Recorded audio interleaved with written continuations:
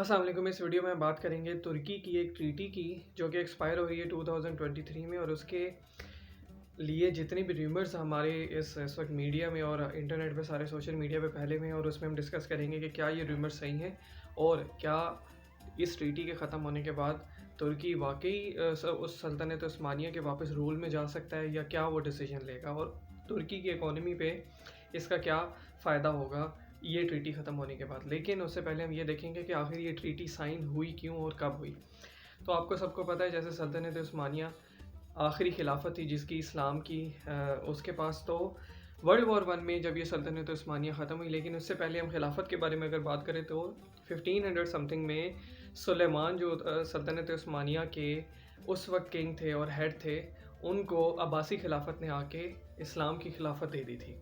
तो ऑफिशियली खिलाफत जो थी वो सल्तनत उस्मानिया के हाथ में आ गई थी, और अनटिल जब तक वर्ल्ड वॉर वन ख़त्म हुई है वो सल्तनत उस्मानिया के हाथ में रही थी। और अभी इस वक्त इस्लाम की जो खिलाफत है वो अभी तक किसी के पास भी नहीं है।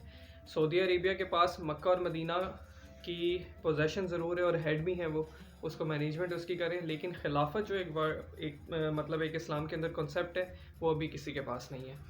तो उसके 1923 में जो मुस्तफ़ा कमाल थे और उस फ्रीडम के लीडर थे, पूरी उस वक्त तुर्की के पास काफ़ी ज़्यादा यूरोप का एरिया था और काफ़ी ज़्यादा अफ्रीका का भी एरिया था, जो कि उस वक्त सल्तनत उस्मानिया कहलाते थे, उस वक्त तुर्की था नहीं। तो जब जंगें हुई, उधर से फ्रांस और ग्रीक और बहुत सारे यूरोपीय ममालिक ने सल्तनत उस्मानिया के ख़िलाफ़ महाज खोला हुआ था, और इवन अमेरिका और सारी बड़ी पावर्स ने सल्तनत उस्मानिया के ख़िलाफ़ महाज खोला हुआ था। और जब वो जंग ख़त्म हो गई, लेकिन और ज़्यादा ब्लड बात ना हो इसकी वजह से उन्होंने एक ट्रीटी साइन की 1923 में। तो उस ट्रीटी के मुताबिक अब जितना भी सल्तनत उस्मानिया के पास इलाका रह गया था, अब बस उधर के रहने वालों के यानी टर्किश पीपल के लिए वो इलाका छोड़ दिया जाएगा, जिसको आज हम टर्की कहते हैं। और उस ट्रीटी के अकॉर्डिंग ये भी था कि सल्तनत उस्मानिया को ख़त्म कर दिया जाएगा, और उनके जो लीडर्स थे, जो भी उसका सुल्तान थे, वो उनको एग्ज़ाइल कर दिया जाएगा। और इसी तरह हुआ, कुछ लीडर्स को जो हेड थे उस वक्त सल्तनत उस्मानिया की, उनको एग्ज़ाइल कर दिया गया, कुछ फ्रांस चले गए, कुछ किसी और ममालिक चले गए, और कुछ लोगों को सीक्रेटली कत्ल कर दिया गया। और इस पूरी मूवमेंट को लीड किया था मुस्तफ़ा कमाल अतातुर्क ने। मुस्तफ़ा कमाल अतातुर्क ने उसके बाद इस ट्रीटी को साइन किया 1923 में, जिसके अकॉर्डिंग जिसके क्लॉजेज ये थे कि तुर्की जो है वो एक तो आगे जाके किसी के साथ जंग नहीं करेगा, और वापस खिलाफत या रूल ऑफ द वर्ल्ड का कोई कॉन्सेप्ट नहीं होगा तुर्की के पास। उसके बाद टर्की एक तो नेचुरल रिसोर्सेज जो है उसको एक्सट्रैक्ट नहीं कर सकेगा, चाहे वो जहाँ मर्जी हो। यानी टर्किश बंदा ऑयल हो, चाहे वो उसकी अपनी ज़मीन में भी निकल रहा हो, तो उस नेचुरल रिसोर्सेज को एक्सप्लॉइट नहीं कर सकेगा। दूसरी और फिर एक और ट्रीटी साइन हुई थी उससे तकरीबन 13 साल बाद, जो कि 1936 में साइन हुई थी, जिसके अकॉर्डिंग बॉस्फोरस रिवर, जो कि दुनिया की ट्रेड का सबसे इम्पोर्टेंट एक गेटवे है, उस ट्रीटी के अकॉर्डिंग तुर्की उससे गुजरने वाले जहाज़ से 1 रुपया भी चार्ज नहीं कर सकता। वो जो जहाज़ जितने भी गुजरते हैं वो फ्री ऑफ कॉस्ट गुजरते हैं, और वो एज आ अंडर आता है वर्ल्ड के, कि वो पूरी दुनिया के अंडर है, ये किसी की मलकियत नहीं है। तो जो इवन अगर आप इस्तांबुल की आपने वीडियोस देखी हो तो उसमें भी आपने देखा होगा कि बॉस्फोरस रिवर एक बहुत खूबसूरत रिवर गुजर रहा है, और उसके अंदर से बहुत सारे जहाज़ गुजर रहे हैं। तो तुर्की जो है वो उनसे 1 रुपया भी चार्ज नहीं कर सकता। लेकिन 1936 के बाद टर्की के पास ये राइट आ जाएगा कि वो इसको चार्ज करे। तो 1923 में जब ये ट्रीटी पास हुई, तो उस ट्रीटी के अंदर कोई ऐसा एग्रीमेंट में ये नहीं लिखा हुआ था, या उस ट्रीटी में, कि ये 100 ईयर्स के लिए, उसके अंदर कोई डेट नहीं थी। लेकिन एक रूल है, ऐसी जितनी भी पीस ट्रीटी साइन हुई हैं उसके अकॉर्डिंग कोई भी ट्रीटी है वो 100 ईयर्स तक वैलिड होती है।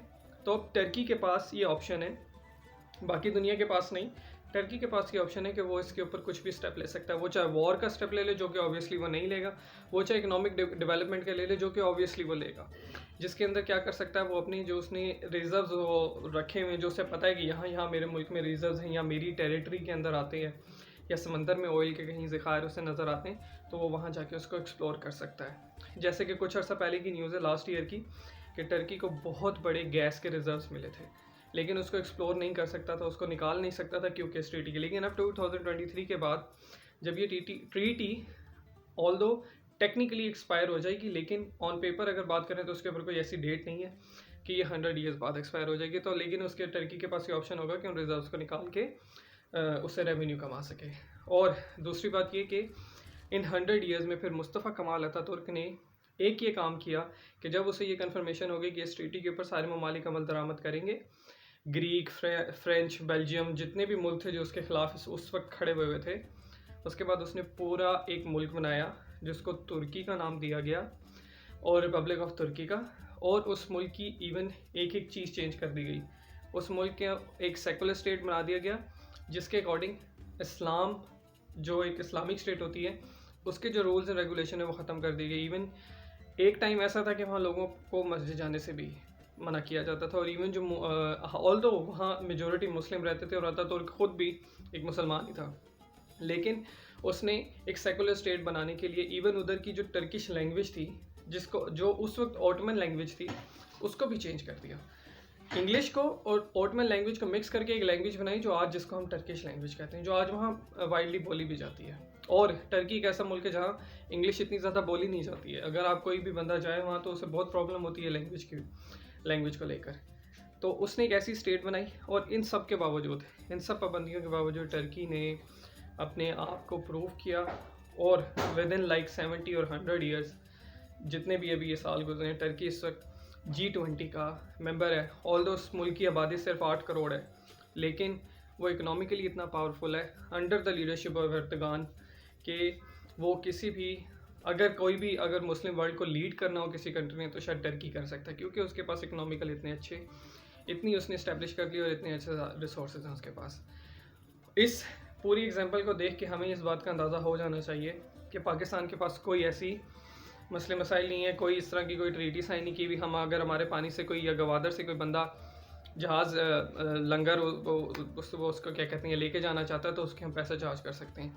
हमारी रोड से कोई गुजर सकता है तो उससे हम पैसे चार्ज कर सकते हैं। हम हर तरह का बिज़नेस कर सकते हैं, हम हर तरह के रिजर्व्स को एक्सप्लोर कर सकते हैं। जितने भी हमारे मुल्क में रिजर्व्स हैं, ऑल्दो बहुत सारे हमने किए भी हैं, लेकिन उसके बावजूद भी हम लोग कहाँ रह गए हैं एज अ मुस्लिम नेशन। लेकिन वो as a Muslim nation, Muslim majority nation, 90% of the Turkish population is Sunni Muslim के मुताबिक, लेकिन वो कितना आगे निकल गया और हम कहाँ पीछे रह गए। तो इस पूरी वीडियो बनाने का मकसद ये था कि वो जो ट्रीटी है जिसके ऊपर इतने ज़्यादा र्यूमर्स हैं पूरी दुनिया में, वो गलत है बिल्कुल। कोई 100 ईयर्स बाद वो एक्सपायर नहीं हो रही, उसके ऊपर कहीं नहीं लिखा हुआ। ऑल्दो ऑन टेक्निकल टर्म्स और लॉ के टर्म्स में वो एक एक्सपायर हो सकती है, लेकिन टर्की के पास एटलीस्ट ये ऑप्शन आ सकती है कि टर्की जाके अपने एटलीस्ट नेचुरल जो रिजर्व्स हैं वो एक्सप्लोर कर सके। और दूसरी बात कि बॉस्फोरस के बारे में भी एक वो थी कंट्रोवर्सी कि वो भी चार्ज करने लग जाएगा। नहीं, उसकी एक 1936 में एक और ट्रीटी साइन हुई है जिसके अकॉर्डिंग वो अभी तक नहीं कर सकता। उसको करने के लिए टर्की को एटलीस्ट अभी 13 साल का इंतज़ार करना पड़ेगा। उसके बाद टर्की के पास ये राइट आएगा कि वो इन सब के पैसे चार्ज कर सके जो भी जहाज़ उसके पास और से गुजरते हैं। अगर आपको वीडियो अच्छी लगी हो तो लाइक कर दीजिएगा। इंशाल्लाह ऐसी और भी वीडियोज़ में बनाता रहूँगा। अल्लाह हाफ़िज़।